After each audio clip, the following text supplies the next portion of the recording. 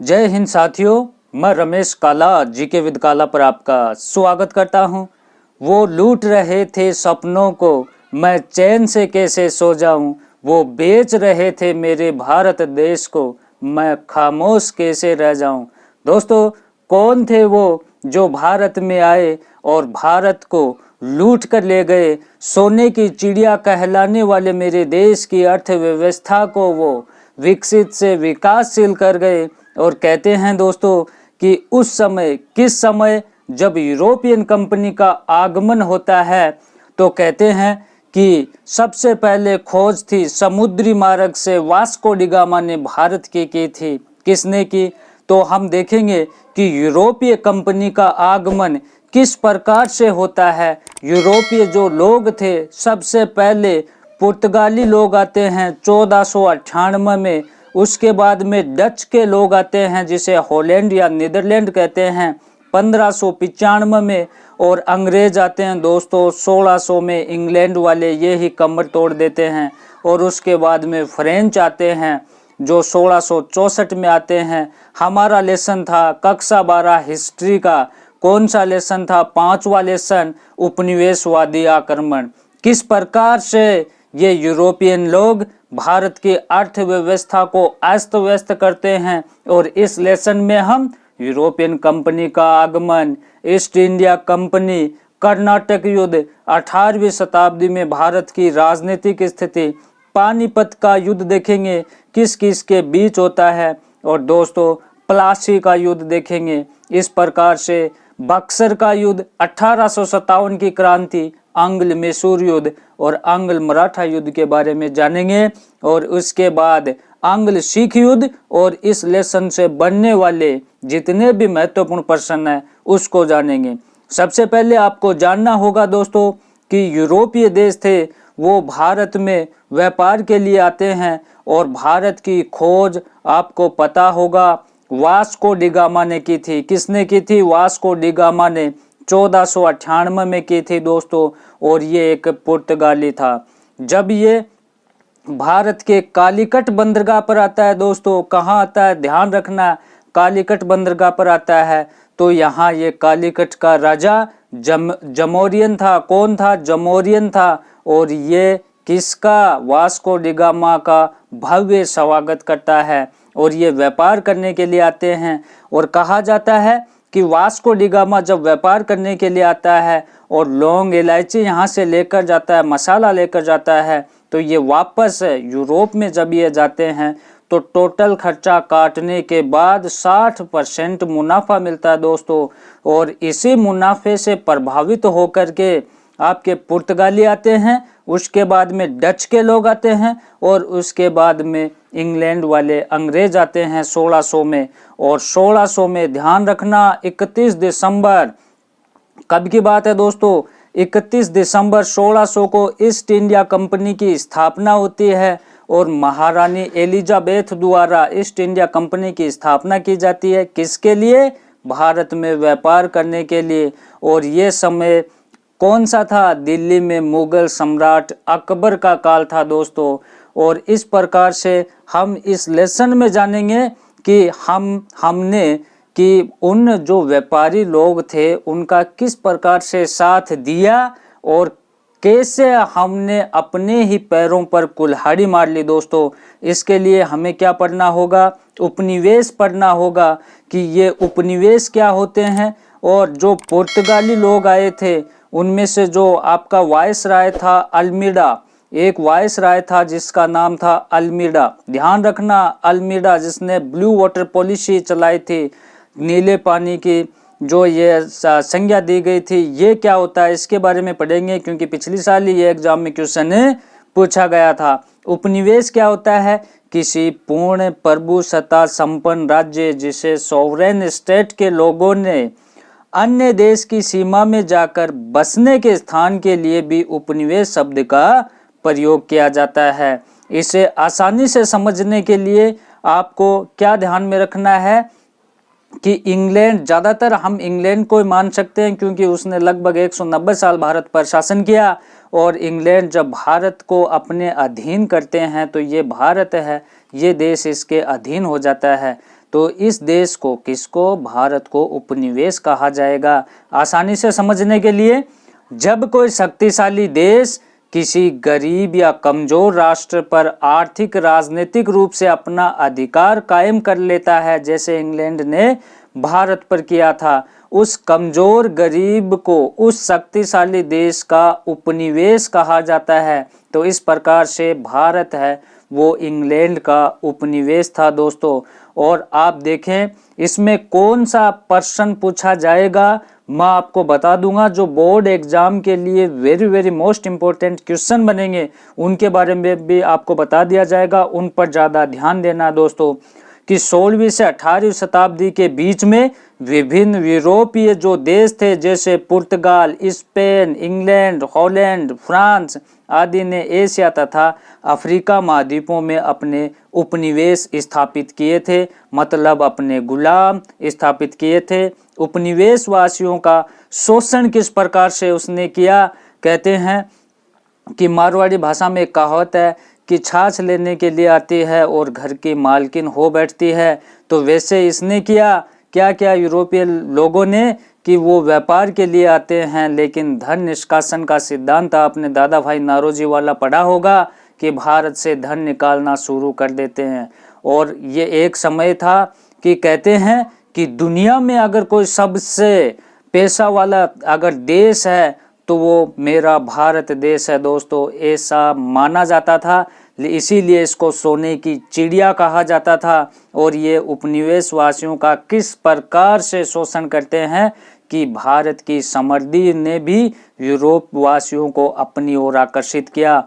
Europe वासी क्यों आते हैं कि भारत एक समृद्ध देश था और इसलिए यूरोप के लोग भारत में आते हैं। 16वीं शताब्दी से 18वीं शताब्दी के मध्य पश्चिमी देशों ने भौगोलिक खोजों के माध्यम से उपनिवेश स्थापित किए। उन्होंने उपनिवेश वासियों का शोषण किया कि जैसे जैसे यूरोप में पुनर्जागरण का काल था और कस्तूंतनिया पर 1453 में तुर्कों का अधिकार हो जाता है कस्तूंतनिया पर, तो स्थल मार्ग अवरुद्ध हो जाता है।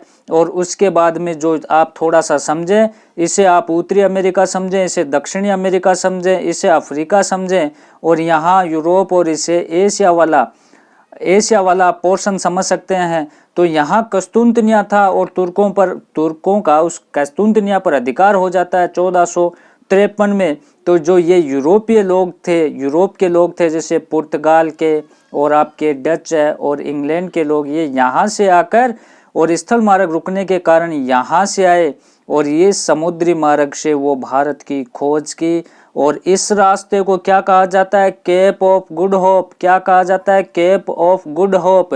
और इसी से ही वास्को डी गामा 1498 में भारत की खोज करता है दोस्तों। और वो भारत का फिर धीरे धीरे शोषण शुरू हो जाता है। भारत में उपनिवेशिक शक्तियों का प्रवेश और विस्तार, किस प्रकार से उपनिवेशिक शक्तियां भारत में आती हैं और अपना विस्तार करती हैं। व्यापार के उद्देश्य से भारत आने वाला प्रथम यूरोपियन पुर्तगाल कौन था, प्रथम यूरोपियन पुर्तगाल वास्को डी गामा था दोस्तों। 17 मई 1498 में, कब, 17 मई 1498 को कालीकट बंदरगाह पर वो पहुंचता है। और यहाँ पर जो कालीकट का राजा था कौन था, जमोरिन दोस्तों, नाम याद रखना, जमोरिन ने उसका स्वागत किया। और 1510 में पुर्तगालियों ने गोवा पर अधिकार कर लिया। ध्यान रखना, सबसे पहले आने वाले पुर्तगाली थे और लास्ट में जाने वाले भी पुर्तगाली थे। कहते हैं कि 1961 में आज़ाद होने के बाद भी ये बने रहते हैं और 1961 में ये गोवा को छोड़कर या मुक्त करके जाते हैं। फिर ईस्ट इंडिया कंपनी, यहाँ से प्रश्न बनेगा, इंग्लैंड से प्रश्न बनेगा, ध्यान रखना 101% पूछा जाएगा। ईस्ट इंडिया कंपनी, प्लासी का युद्ध, बक्सर का युद्ध, यहाँ से क्वेश्चन एक पुटअप होता है। देखो, ईस्ट इंडिया कंपनी 1600 ईस्वी में ब्रिटिश ईस्ट इंडिया कंपनी की स्थापना हुई। 31 दिसंबर 1600 ईस्वी को महारानी एलिजाबेथ प्रथम ने इसकी स्थापना की थी। अंग्रेजी कंपनी ने सूरत, मसूलीपट्टनम, अहमदाबाद, अजमेर, आगरा आदि में व्यापारिक केंद्र स्थापित किए थे। दोस्तों, आपको ध्यान होगा कि सबसे पहले व्यापारिक कोठी वो सूरत में अंग्रेज स्थापित करते हैं और धीरे धीरे पुर्तगालियों और डचों की शक्ति कमज़ोर हो गई, क्योंकि ये अंग्रेज़ थे, इंग्लैंड वाले अंग्रेज़ थे, व्यापार करने में माहिर थे। तो धीरे धीरे जो पुर्तगाली थे, डच थे, इनकी शक्तियाँ कमज़ोर होती चली गई और भारत में अंग्रेज़ और फ्रांसीसी मुख्य प्रतिद्वंदी रह गए। पुर्तगाल आपका कमज़ोर हो गया, डच आपका कमज़ोर हो गया। उसके बाद में दो जो ये लोग बचे थे, दो देशों के, एक तो अंग्रेज इंग्लैंड वाले और दूसरे फ्रांसीसी लोग, इनमें ही कंपटीशन बचा था। और इनमें से भी किस प्रकार से कौन जीतता है, इंग्लैंड जीतता है और कैसे जीतता है, कौन कौन से युद्ध होते हैं, इन्हें आप ध्यान से देखें कि 1742 में फ्रांसीसी गवर्नर जनरल डुप्ले भारत आता है। कौन फ्रांसीसी गवर्नर था जिसका नाम था जनरल डुप्ले, ये 1742 में भारत आता है और अंग्रेजों और फ्रांसीसियों के बीच में संघर्ष हो जाता है। किस प्रकार से होता है कि भारत में अपनी श्रेष्ठता स्थापित करने के उद्देश्य से 1744 के बाद अंग्रेजों और फ्रांसीसियों के बीच संघर्ष प्रारंभ हुए। इन्हें कर्नाटक युद्धों के नाम से जाना जाता है। अंग्रेजों ने कहा कि हम श्रेष्ठ हैं और आपके जो फ्रांसीसी का मानना था कि हम श्रेष्ठ हैं, और दोनों में युद्ध हो गया, मतभेद हो गया। और जिन्हें कर्नाटक क्षेत्र में ये युद्ध हुए, इसलिए इन्हें कर्नाटक युद्ध के नाम से जाना जाता है। 3 युद्ध हुए दोस्तों, 3 कर्नाटक युद्ध, ध्यान रखना। पहला 1746 से 48 तक चला, दूसरा 1749 से 54 तक चला और तीसरा 1758 से 1763 तक चला। इनमें अंग्रेज जीते और उन्होंने भारत में फ्रांसीसियों का प्रभाव का भी अंत कर दिया। अंत करने के बाद में लास्ट में अंग्रेज ही बचते हैं और वो ही यहाँ तांडव करते हैं। किस प्रकार से आप देखें कि कर्नाटक युद्ध में फ्रांसीसियों की असफलता के क्या कारण रहे होंगे, इनके बारे में आप देखें कि आपको ध्यान रखना है। अंग्रेजों की सुदृढ़ सैनिक व्यवस्था थी, फ्रांसीसियों के बजाय अंग्रेजों की सेना एकदम मजबूत थी। फ्रांसीसियों में आपसी में समन्वय की कमी थी, तालमेल की कमी थी और बंगाल पर अंग्रेजों का अधिकार हो चुका था। अंग्रेजों द्वारा युद्ध के समय भी व्यापार पर ध्यान दिया गया, ऐसा फ्रांसीसियों ने नहीं किया, सिर्फ और सिर्फ युद्ध पे ध्यान दिया। और फ्रांसीसी गवर्नर डुप्ले को फ्रांस की सरकार द्वारा वापस बुला लिया गया। जब ये फ्रांसीसी गवर्नर था, भारत आया, लेकिन युद्ध के बीच में ही, पहले ही, कर्नाटक युद्ध के पहले ही, और इसको वापस फ्रांस बुला लिया जाता है। ये कारण रहे जिससे फ्रांस हार गया, फ्रांसीसी लोग हार गए और ये इंग्लैंड वाले अंग्रेज जीत गए। 18वीं शताब्दी में भारत की राजनीतिक स्थिति कैसी थी, इसके बारे में आपको ध्यान रखना है कि 18वीं शताब्दी में भारत की राजनीतिक स्थिति, मुगल शासक औरंगजेब की मृत्यु के बाद 1707 में औरंगजेब की मृत्यु हो जाती है। उसके बाद में उत्तर मुगल काल शुरू हो जाता है और औरंगजेब की मृत्यु के बाद मुगल साम्राज्य का पतन शुरू हो गया।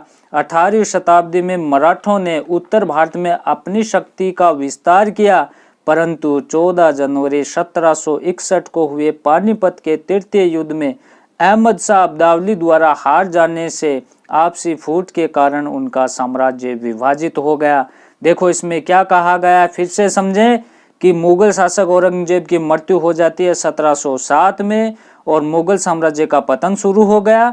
18वीं शताब्दी में मराठों ने उत्तर भारत में अपनी शक्ति का विस्तार किया, उत्तर भारत तक वो अपना विस्तार कर रहे थे मराठा, परंतु 14 जनवरी 1761 को बीच में ही ये पानीपत का तृतीय युद्ध हो जाता है। पानीपत के इससे पहले 2 युद्ध होते हैं, टोटल 3 युद्ध हुए। पानीपत का प्रथम युद्ध जो 21 अप्रैल 1526 को हुआ, बाबर और इब्राहिम लोदी के मध्य हुआ, इसमें बाबर जीता और इसी युद्ध के कारण मुगल साम्राज्य की नींव भारत में पड़ी। और उसके बाद में 1556 में अकबर और हेमू के बीच हुआ। और तीसरा जो युद्ध पढ़ रहे हैं हम, 14 जनवरी 1761 को पानीपत का तृतीय युद्ध हुआ। ये अहमद शाह अब्दाली के बीच हुआ और मराठों के बीच हुआ। मराठा सेनापति अहमद शाह अब्दाली अफगान का था और मराठा सेनापति दोस्तों सदाशिवराव भाऊ था। नाम सुना होगा, सदाशिवराव भाऊ। और इसमें अहमद शाह अब्दाली जो अफगान का शासक था, नादिर शाह की मृत्यु हो जाती है 1748 में। उसके बाद में यह शासक बनता है और भारत में पानीपत का युद्ध करता है। इसमें मराठा हार जाते हैं, मराठों की शक्ति इसमें अस्त व्यस्त हो जाती है। और 1728 में हम देख रहे हैं 18वीं शताब्दी में भारत की राजनीतिक स्थिति के बारे में। 1728 में अवध का सूबेदार था सादत खां ने अपनी स्वतंत्र राज्य की स्थापना कर ली। कैसी राजनीतिक व्यवस्था थी उस समय, फिर देखते हैं। पॉइंट टू पॉइंट बता रहा हूं। बड़ा जो हमारा जो प्लासी का युद्ध और बक्सर का युद्ध, इसे डिटेल से भी इसी वीडियो में पढ़ेंगे, ध्यान से लास्ट तक देखना। चैनल पे आप नए हैं तो चैनल को सब्सक्राइब करके बेल आइकन को प्रेस जरूर कर लें। ऐसे वीडियो मिलते रहेंगे। हिस्ट्री के आपको यूं मान सकते हैं कि बेस्ट से बेस्ट नोट्स हैं और इन नोट्सों की हम खरीद भी करेंगे। अगर आपको खरीदना है तो वक्त आने पर मैं आपको टाइम आप कमेंट में बता सकते हैं कि सर हमें खरीदना है, किस प्रकार से खरीदना है, कैसे खरीदना है, वो मैं आपको ज़रूर बता दूंगा। आपके पूरी हिस्ट्री के अच्छे notes, most important question, model paper एकदम बेस्ट तैयारी करवाई जाएगी। हिस्ट्री, पॉलिटिकल, ज्योग्राफी किसी के भी नोट्स चाहें तो आप कमेंट में ज़रूर बताएं। 1764 ईस्वी में बक्सर के युद्ध में हारने के बाद, देखो 1764 में बक्सर का युद्ध होता है और बक्सर के युद्ध में हारने के बाद इलाहाबाद की संधि द्वारा अवध कंपनी का आश्रित बन जाता है। इसे डिटेल से समझेंगे तो समझ में आ जाएगा। थोड़ा धैर्य बनाए रखें। बंगाल में स्वतंत्र राज्य की स्थापना हुई 1740 में। देखो बंगाल में स्वतंत्र राज्य की स्थापना हुई कब? 1740 में मुर्शीद कुली खान द्वारा की गई, परंतु 1757 ईस्वी में नवाब सिराजुद्दौला और अंग्रेजों के बीच लड़े गए प्लासी के युद्ध में बंगाल ने कंपनी की स्थापना हो गई। बंगाल को एक स्वतंत्र राज्य बना दिया गया 1740 में। किसने बनाया? मुर्शीद कुली खान ने बनाया। लेकिन 1757 में दोस्तों प्लासी का युद्ध होता है अंग्रेजों और सिराजुद्दौला के बीच में। आप ये माने रॉबर्ट क्लाइव और सिराजुद्दौला के बीच में ये युद्ध होता है। और ये युद्ध देखो प्लासी का युद्ध कौन हार जाता है? सिराजुद्दौला हार जाता है, अंग्रेज जीत जाते हैं। तो ये इस पर कंपनी के शासन की स्थापना हो जाती है।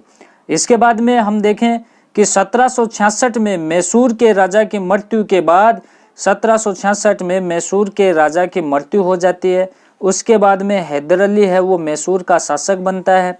ध्यान रखने की बात है, जो आधुनिक कर्नाटक है उसे ही हम मैसूर कहते हैं। देखो दोस्तों विजयनगर साम्राज्य आपने पहले के लेसनों में पढ़ा होगा, बहमनी साम्राज्य, विजयनगर साम्राज्य, दोनों के बीच में तालीकोटा का युद्ध होता है। किसका? तालीकोटा का युद्ध होता है। किस किस के बीच में? विजयनगर साम्राज्य और आपके बहमनी साम्राज्य के बीच में। तालीकोटा का युद्ध 1565 में होता है। इसमें क्या होता है कि ये युद्ध होने के बाद में एक नए वंश का उद्भव हो जाता है, वाडियार वंश का। और इसे कर्नाटक में वाडियार वंश का शासक था चिक्का कृष्ण राय। क्या था? चिक्का कृष्ण राय। चिक्का कृष्ण राय के देखो दो सेनापति थे, एक नंदराज एक देवराज। ये नंदराज का सेनापति था कौन? हैदर अली। आपको याद नहीं रखना, सिर्फ मैं बता रहा हूँ। हैदर अली नंदराज का सेनापति था, याद रहेगा। उसके बाद में हैदर अली क्या करता है कि नंदराज की भी हत्या कर देता है और मैसूर का एक स्वतंत्र शासक बन जाता है। हैदर अली का जन्म दोस्तों 1722 में होता है और 1782 में अंग्ल मैसूर युद्ध के दौरान उनकी मृत्यु हो जाती है। तो हमको सिर्फ ये याद रखना है 1766 में मैसूर के राजा की मृत्यु के बाद हैदर अली मैसूर का शासक बना। अंग्रेजों व हैदर अली के मध्य 3 अंग्ल मैसूर युद्ध हुए। चतुर्थ अंग्ल मैसूर युद्ध है वो टीपू सुल्तान और अंग्रेजों के बीच लड़ा गया, जिसमें टीपू सुल्तान ने हार गया। डिटेल से इसे पढ़ेंगे इन युद्धों को। उसके बाद में जो छोटे छोटे पॉइंट हैं उनको क्लियर करते हैं। बदन सिंह भरतपुर का प्रथम शासक था। यहाँ एक सबसे मोस्ट इंपॉर्टेंट पर्सन निकल कर आएगा। उसकी मृत्यु के बाद भरतपुर का शासक, राजस्थान में भरतपुर का शासक सूरजमल बना। ध्यान रखना, वह एक वीर साहसी योद्धा और कुशल राजनीतिज्ञ था। इसके समय जाट राज्य अपने चरमोत्कर्ष पर था। पंजाब में देखें कि महाराजा रणजीत सिंह ने 12 मिसलों को संगठित कर स्वतंत्र राज्य की स्थापना की। नेक्स्ट है औरंगजेब की मृत्यु के बाद अजीत सिंह मारवाड़ तथा जयसिंह द्वितीय आमेर के शक्तिशाली शासक थे। दोनों ही मुगल दरबार में अपना अपना प्रभाव बढ़ाने में लगे हुए थे। ध्यान रखना कि 18वीं शताब्दी में भारत की राजनीतिक स्थिति कैसी थी, इसलिए हम इनको पढ़ रहे हैं। यहाँ से प्रश्न बनता है, प्रश्न पूछा जाएगा। जो पढ़ने वाले बच्चे हैं वो यहाँ तक मेरे साथ चले हैं तो थोड़ा सा और चलना पड़ेगा दोस्तों, वीडियो पूरा देखें। और जो नहीं पढ़ने वाले हैं वो कब के ही छोड़कर ही चले गए। पानीपत का तीसरा युद्ध 14 जनवरी 1761 को अहमद शाह अब्दाली मराठों के बीच होता है। इसमें अब्दाली जीतता है, मराठा हार जाते हैं। मराठों की पराजय के हार के क्या क्या कारण थे? कई कारण थे कि मराठों की दोषपूर्ण सैन्य व्यवस्था, सैनिक व्यवस्था मराठों की अच्छी नहीं थी। मराठों में अनुशासन का अभाव था और मराठा सरदारों में एकता का भी अभाव था। दोस्तों, मराठों को राजपूतों तथा जाटों का सहयोग न मिलना, मराठों ने आपके राजपूतों और जाटों का सहयोग नहीं लिया। और पानीपत का तृतीय युद्ध का क्या महत्व निकला? महत्व आप देख सकते हैं कि मुगलों की शक्ति बहुत कमजोर हो गई, मराठा शक्ति को भी बहुत आघात पहुंचा, नुकसान हुआ। पंजाब में सिख शक्ति का विकास हुआ, भारत में अंग्रेजी सत्ता का स्थापना का मार्ग खुल गया, रास्ता खुल गया, क्योंकि मराठा शक्तिशाली थे और पानीपत के तृतीय युद्ध में उनकी भी कमर टूट चुकी थी। यहाँ प्लासी या बक्सर के युद्ध से एक क्वेश्चन पूछा जाएगा कि प्लासी का युद्ध कब होता है? 23 जून 1757 को होता है। ध्यान रखना है, इसके कई कारण थे और इन कारणों में आपको क्या याद रखना है कि अंग्रेजों द्वारा 1717 में मिली व्यापारिक सुविधाओं का अंग्रेजों द्वारा दुरुपयोग करना।